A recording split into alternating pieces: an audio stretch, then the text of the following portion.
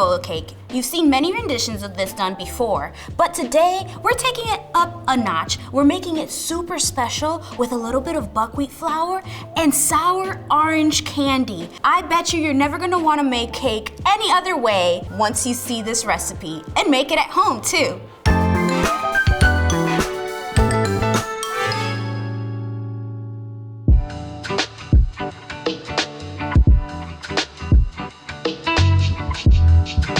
We're gonna take our granulated sugar, then we're gonna take our eggs, we're gonna start our mixer. You can see that it's starting to come together already. We really wanna incorporate a lot of air so that that cake is super tender but fluffy at the same time. I wanna talk about the dry ingredients. We have all-purpose flour, then we have buckwheat flour as well, ground ginger, kosher salt, our leavening agents, and then some ground clove. We're gonna take a whisk, and we're just gonna mix. So I chose to not make this cake with all-purpose flour solely because I wanted that buckwheat flour to shine through. Not only is it gonna make the gluten strands softer, but it's gonna give a layer of depth and flavor that comes from that beautiful buckwheat. All right, so let's start our mixer back up. It's gonna take a minute, but be patient. We're looking for pale, fluffy, and yellow.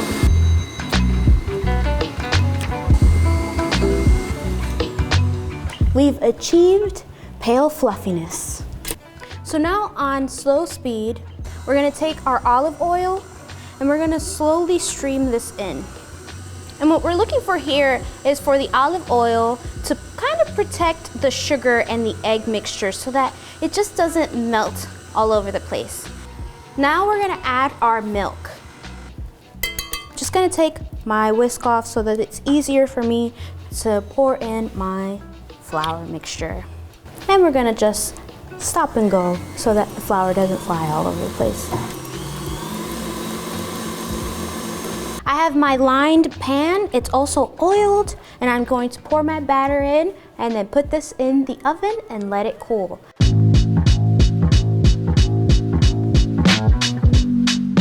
So now we're gonna make our sour candied citrus. First we're gonna start with some freshly washed oranges. We're gonna go around like 1/2 inch thick, around like this. I am going to lay it flat and then I am cutting away from me really, making sure that I do not cut my fingers off. We're gonna bring up the temperature so that it's at a boil, and then we're gonna do this 3 more times to really make sure that we break down the cell wall of our citrus. I'm gonna remove these guys and we're gonna put this on our metal rack. So now we're gonna make our syrup so that we can finish candying our citrus. So we're gonna take some sugar, corn syrup, honey, and some good old-fashioned water. We're gonna give this a little stir. So we're gonna start adding our citrus slices. But we wanna make sure that we're paying attention to the citrus in the bottom because we do not want it to get overcooked while the top stays kind of raw. So what we're gonna do is we're gonna take our spatula and we're gonna gently try to flip these guys. And you could start to see with this one how it's turning translucent. And that's what you're looking for. I'm gonna remove these guys from the water. I would be really gentle because these guys are very delicate. And now that we've candied our citrus, we're gonna reserve this syrup.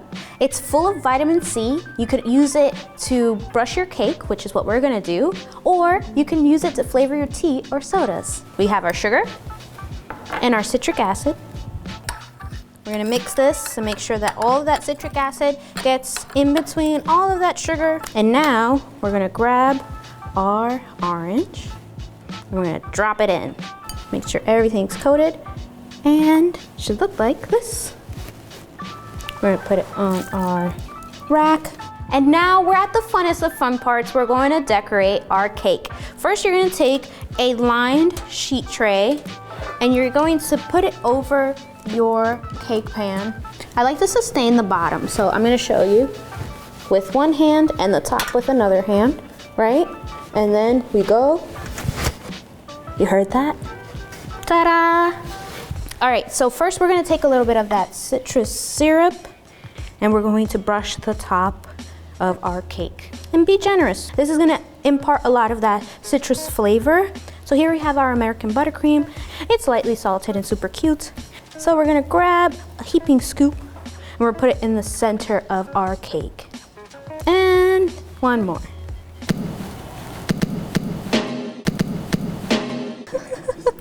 We're gonna go in and we're gonna smooth this cake out without lifting.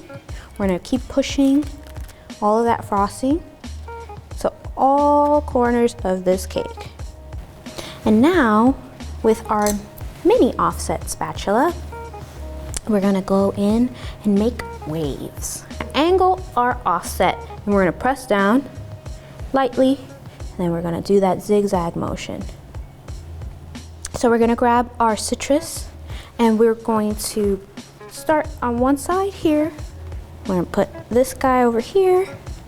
Then we're gonna grab this guy. I'm actually gonna use edible flowers because they're just so lovely. And it's gonna bring out that color in the orange. We're gonna add one right here. Okay, so I have a little bit of mint and a little bit of basil, and I feel like it's just like a garden. So I want to go ahead and add some of that greenery just to make it super beautiful. We're gonna cut these guys into natural little wedges. So I'm gonna add a few more citrus slices now that I've placed down my beautiful flowers and herbs. Okay guys, so here we have our perfect cake. You could see that the crumb on this is so delicate. Just look at that texture. Look at how light and fluffy it looks. The flavor is so unique on this. It is perfectly balanced. The buckwheat really adds this flavor of earthiness that's not too overwhelming. It balances out the sweetness of the buttercream, and my favorite is going to be getting a little piece of this candy.